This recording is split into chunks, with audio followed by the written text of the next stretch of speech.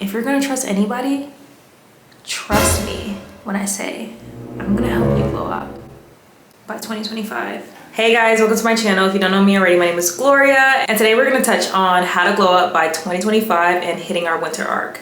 Yes, I know it's mid-November, but we still have plenty of time, so let's get into it. Also, just a quick disclaimer, I bought this jacket and I'm like so in love with it. I wore it for my birthday.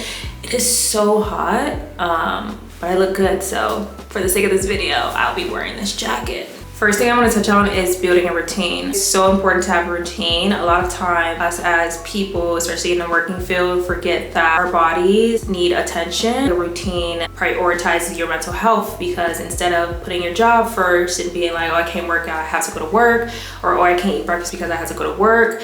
When you have that routine set and you're like, okay, I'm waking up at 6 a.m. because I know I have work at 8 a.m. so I'm gonna eat breakfast, go to the gym, do all these things. Your mind is like fully set and ready to take on the day, versus you waking up 30 minutes before you have to go to work knowing that you plan on going to the gym or eating healthy. I think it's very important to make sure that you're putting your priorities first. Just like waking up at 6 a.m., going to the gym, taking your vitamins, taking your supplements. Supplements are so important, and I'm gonna touch on that in my second point. Build a routine goes into getting your clothes ready the night before, knowing that you're gonna wake up and go to the gym in the morning, or getting your clothes ready the night before, knowing that you have work early in the morning. So you're already set for work, and so you're not rushing, not out of control. For me personally, I'm always in a funk.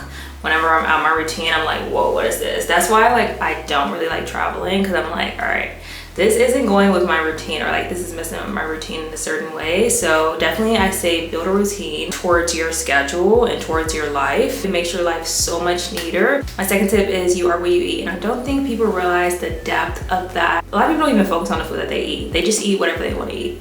What you put inside your body affects your face, affects your skin. It all starts in the gut. So if you're not taking care of your gut, that's an issue. It can lead to inflammation. Inflammation can lead to certain diseases. Bacteria can grow in your body. And when your gut is off balance, your whole body is off balance. You don't want to go to the gym.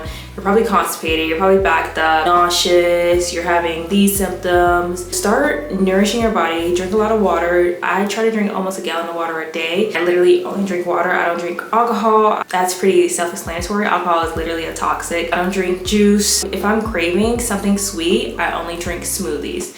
And I'll make that smoothie at home. I'll do coconut water with frozen banana, strawberries, L-glutamine, collagen powder, and I'll blend it up. A lot of people don't even realize their satiety cues and hunger cues are gone, because they're so busy snacking throughout the day, so busy eating these high processed foods that never fill them.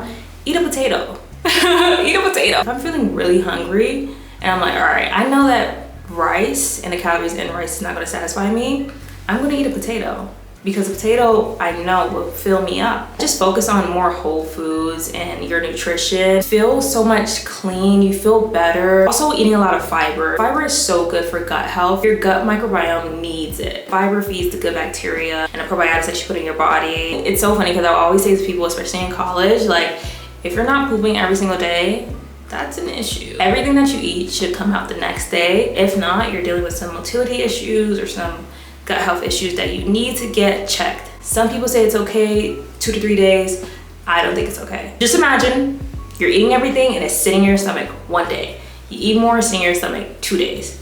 It's just piling on top. That I used to get bad acid reflux, bad indigestion, and I just used to feel so crammy and like so irritated. I was just irritable, literally irritable bowel syndrome. Once you prioritize your health and eat more whole foods and natural foods and eliminate all the junk, all the processed sugars, the first week might hurt. After a while, like, you'll get used to it. There's so many healthy alternatives for the foods that you love and that you crave. And if you need any alternatives of things that you love and crave, I can totally help you. I just have all the recipes, okay? So send me a little DM if you need the recipes. My third tip would be invest in your skincare.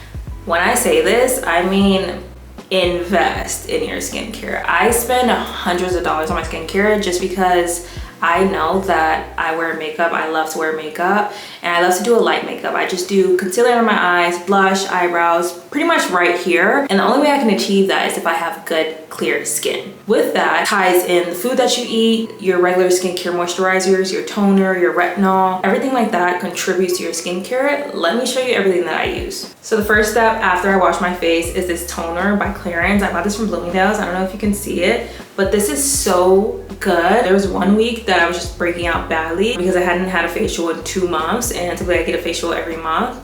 And I went to Bloomingdale's and this wonderful, gorgeous lady helped me. And she was like, do you have a toner? I was like, no, I don't have a toner. I don't even know why I didn't have a toner, but she recommended this toner.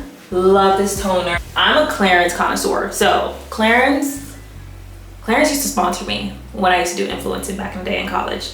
Clarins, let's shoot that opportunity again, okay? And then after that, I do my Clarins eye cream. I used to have terrible bags under my eyes, and someone pointed it out to me actually when I was in London, and I was like, no, this can't be. I was super insecure about my bags under my eyes, so I have to do something. I don't care what it is, I don't care how much it is, someone help me. And this was $70 from Ulta Beauty.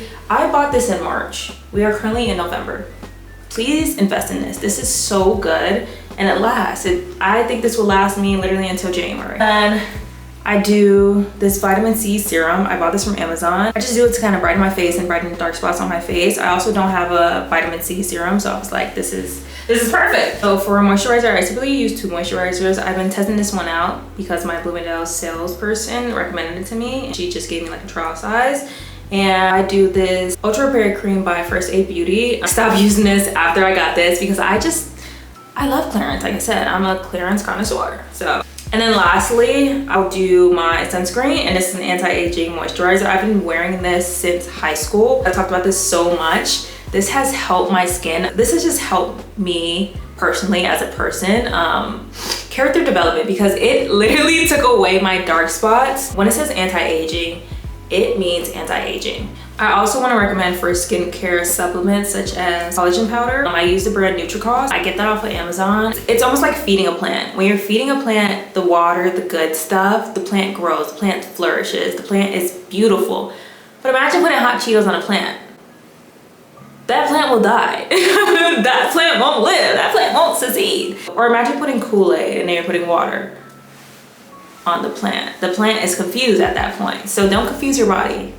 Nourish and take care of your body. Tip number 4 is make the gym your best friend. I know for me in the beginning when I started working out, I looked at the gym in a toxic way. I was more so shaming myself and talking down on myself. I just had to like get rid of that mindset and give myself more grace. Yes, maybe I want to get toned. Yes, maybe I want to look this way, but also I'm doing this for my body. I'm doing this for my health. I want to be healthy. I'm going to the gym to be healthy, to make sure that when I'm older, I can be able to do a backflip, or I can even do a backflip right now. What am I talking about? To do certain things, play with my kids, go running with my kids. And I get sometimes like the gym isn't for some people, but try workouts that are like curated to your own liking. There's Pilates, there's tennis, running, swimming, so many different options. I like to switch my routines up. So sometimes I like to play tennis, sometimes I like to go on a run, a walk, Stairmaster. I love the Stairmaster, by the way. That's like my favorite thing to do at the gym. Or just lift weights. Like, it's that easy, it's that simple. You have 24 hours in a day. 8 of the hours, I hope that you're sleeping, because sleep is very important. What about the other 16 hours? You might have work for another 8 hours. You have 8 hours left. There's still 1 hour for the gym. I mean, 30 minutes for the sake of your health. Get up and go to the gym, especially people that work office jobs. I used to work retail, so I was getting my steps in daily, and I was still going to the gym in the morning. But working in an office job, and now that I'm unemployed and I'm like sitting at home all day, I'm like, whoa, this is weird. This is uncomfortable. I personally like to knock out the gym first thing in the morning, just because I have an empty stomach. I can put more into my workout. I don't like to take pre-workout. I don't like to drink coffee. I'm very caffeine sensitive. I know some people like to do that. Go for it. Do it. Tip number 5 is to journal and write down your goals. I love to journal. I'm a Christian. Love to write my feelings out to the Lord. Just a way of not only expressing gratitude, but also freeing my mind from the things that I've been thinking about, things that have been worrying me or stressing me out. I just write it down and just give it to God. Write down your goals. Write down what you want to accomplish in the next week, in the next month, or the next year. Write those things down. I started journaling since I was in college, and I still have the journals to this day. And I look back at those journals, I'm like, I literally prayed for this. Like, I literally prayed to be in New York. I prayed to get the internship and the job that I had. I look back at it and I'm just so grateful, and I always thank God, because sometimes we tend to forget the goodness that God has placed over our life and the things that he's done. A lot of times we'll look at the now situation that we're in and ask, where is God? But you have that journal, you can look back and be like, he was always there. He still is there. He still is here now. Just write things down. Write your thoughts down. Don't hold it in. It's very freeing, and it gives you a sense of security. When I'm stressed, when I'm overwhelmed, when I'm doubtful, I just open up that journal. Number 6, start speaking positivity over yourself. I used to talk so terribly about myself, so bad, that my sister, my therapist, my nutritionist would be like, you're a little too harsh. And I'm like, yeah, I know. So I just started giving myself more grace. Even at times where I fell short on certain situations that I was trying to work on, whether it be eating or binge eating or just certain things that I was struggling with. Anytime I would fall short, I would kind of bash myself and feel this shameful like shield over me. And a lot of times the enemy uses what you struggle with as a way to kind of captivate you and kind of place that hold over you. For me, I used to be a binge eater. I used to be like, no, I can't eat at night because I'm a binge eater.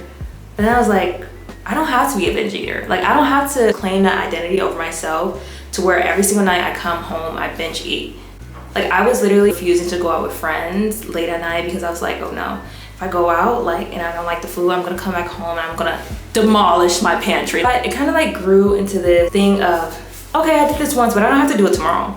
Like, okay, I fell short here, but this isn't the end. This isn't a 90-day challenge, or this is like my life. Speak life into yourself and speak life into the situations that you are going through or dealing with. Take your mental health break days. Days where I was not feeling it mentally, I'm not showing up. Or if on days where I was like sick and just like so nauseous that I couldn't go to work, I'm not there. Putting myself first before a corporation. You only have one life and one life to live. Are you going to ruin your health because of a company that will fire you in a blink?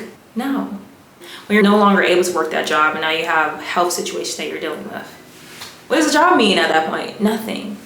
And last but not least, my last tip is put yourself in community. Community is so important in all aspects of your life. I had a hard time maintaining friendships and creating those intentional bonds with people. It's just surface level friendships. For me, I just wanted those deep friendships where I could talk about my problems, I could talk about my situations. With that, you need community. I realized that it was bad when I lived in LA and I had such a hard time finding community, even at the church I was going to. I loved the worship, I loved the sermon, but community was such a hard thing to find there. And moving to New York, I mean, I literally been like a church grasshopper, just hopping around to different churches and grabbing community from each church and just like building friendships. Community will help build you up. Like, most of my friends are from church, even like some of them are on social media. Just remember, you can't grow alone.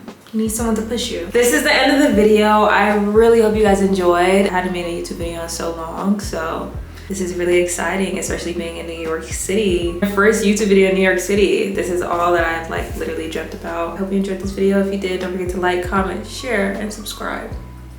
And I'll see you guys in my next video. Bye. I got my nails brown. This is my outfit. If you're gonna trust anybody, trust me when I say I'm gonna help you glow up.